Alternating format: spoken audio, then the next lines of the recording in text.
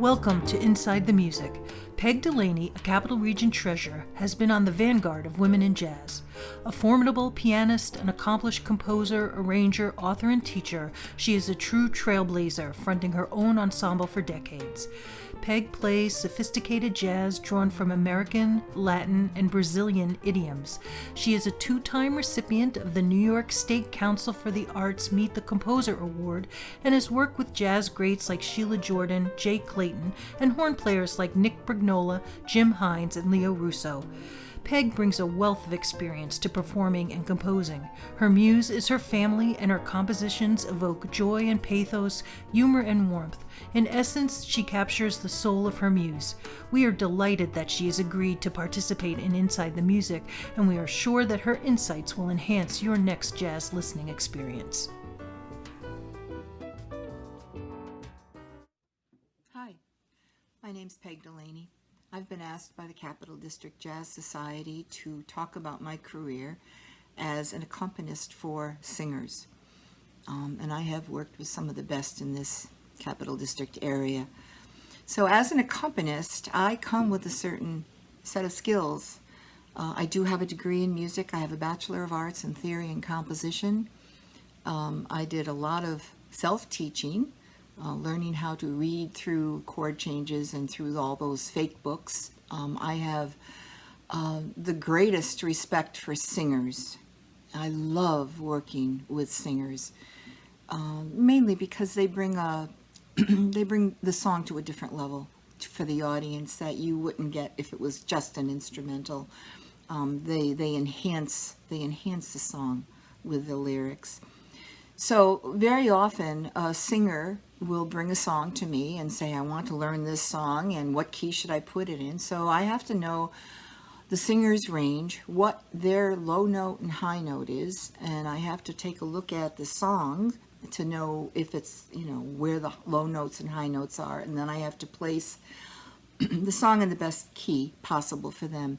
Very often I am writing the charts for them, and I use a music program called Sibelius on my computer. So I'm able to write out the chart and give it to the singer, and hopefully the singer will have 3-ring binders full of their repertoire so that they can have it for the pianist, for the bassist, for a sax player, whoever they need to have a book of music for, of their collection of their repertoire. One of the things that I find that is really important for working with a singer is that they have musical language, and if they don't, then you help them with that. You help them talk about tempos, whether the song is going to be fast or slow. You help them talk about is it going to be a bossa nova? Is it going to be a ballad? Is it is it going to be a swing tempo or a swing song? So you're discussing a lot of this ahead of time, and figuring out, first of all, the key, the tempo, how are you going to place it? Is it going to be, swing or bossa nova? So you're helping them with a musical language. You're speak about the, how many bars is this song? Is this an A-B-A-C form, or is it an A-A-B-A form? Where is the bridge? Does it have a tag already written into it? Is there a verse that the singer might want to be singing? So you're talking about how you're going to perform it, and some of the musical languages, things that you're going to be using with the singer. Also, you might need to instruct a singer on how to count off, counting off on the 2 and 4, and being clear about making eye contact with your singer and your other musicians that you're working with. You do eye contact, you do hand gestures, and you help the singer learn how to do these hand gestures. So very often, I might be the person to count off, but I really prefer if a singer is counting off the song, because I want to know that they've got it under control. I have to know the melody well. I have to be able to give them the first note. If they miss it, or if they can't find the bridge note, I've got to know all those notes. And as I'm backing them, as I'm playing behind them, I have to make sure that my chord doesn't interfere with one of their melody notes. In other words, like I have to be particular, pay particular attention to my right hand pinky top note, that I'm not clashing with a melody note. Like an example would be a major ninth that they might be singing, and I might have my pinky on a minor ninth, which is, it's going to really clash with them. So I have to know the melody well, and I have to be particular about my voicings that I'm using behind them. When they're singing the song, very often I am trying to help with the rhythmic comping. If it's a bossa nova, do I want to like comp as if I'm a guitar player? And if there's a melody comes to the end of a phrase, do I want to do a right hand fill to kind of fill in some notes on piano that I might elaborate on, just a little bit of a decoration in between a phrase there.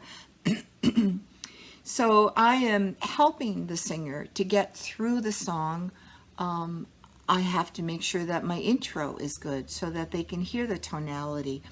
And you discuss a lot of this beforehand. You say, do you want a 4-bar intro? Do you want an 8-bar intro? Do you want the last 8 bars of the song as an intro? So you can discuss a lot of this either at a rehearsal or beforehand.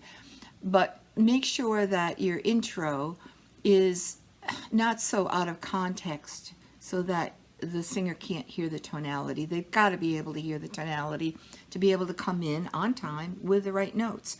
So I am responsible for getting them in, and then while we're playing, I am responsible for helping out the feel of the song, if it's swing or if it's a bossa nova, etc. I have to pay attention to how the singer phrases. Do they phrase behind the beat? Do they phrase ahead of the beat? Are they right on the beat? And I have to be able to enhance that. So some of the things that I like to do is, as I'm learning a song with a singer, like I will go to YouTube and very often will listen to many different recordings of it, because you can hear, interpretations from the 40s or all the way up to the, 2000s.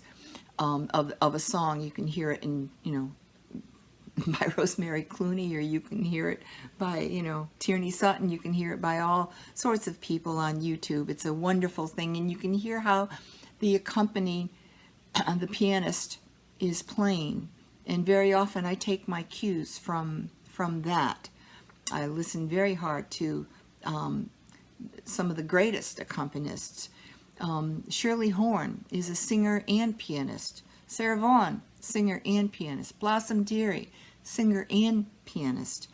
Tony Bennett with Bill Evans, some of the best accompanying that you will ever want to hear. So I am very open to listening to other accompanists. My style will change. If I'm playing a duo with a singer, just the singer and I, or if I'm playing with a bass player drums with a singer, my style changes. If I'm just doing the duo with a singer, I have to be able to know how to play bass lines and comp at the same time, and improvise, when they're not singing. I've got to be able to do all of that. If I'm playing with a bass player, my left hand is going to move up probably an octave or two, so that I'm out of the way of the bassist.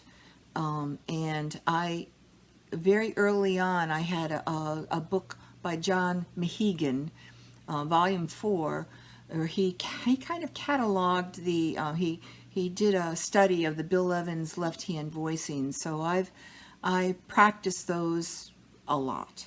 The John Mehegan volume 4, it's the voicings of Bill Evans. I think it's called Modern Accompanying Piano Players. So my style changes depending on the size of the group that I'm playing with. I do have to say that the best teachers for me as an accompanist have been singers. And I do love working with singers. And that's the end of my talk, and I would like to thank the Capital District Jazz Society once more, and hope all of you pianists and guitarists have a blast working with your singers, because it's just lovely. Thank you. Bye.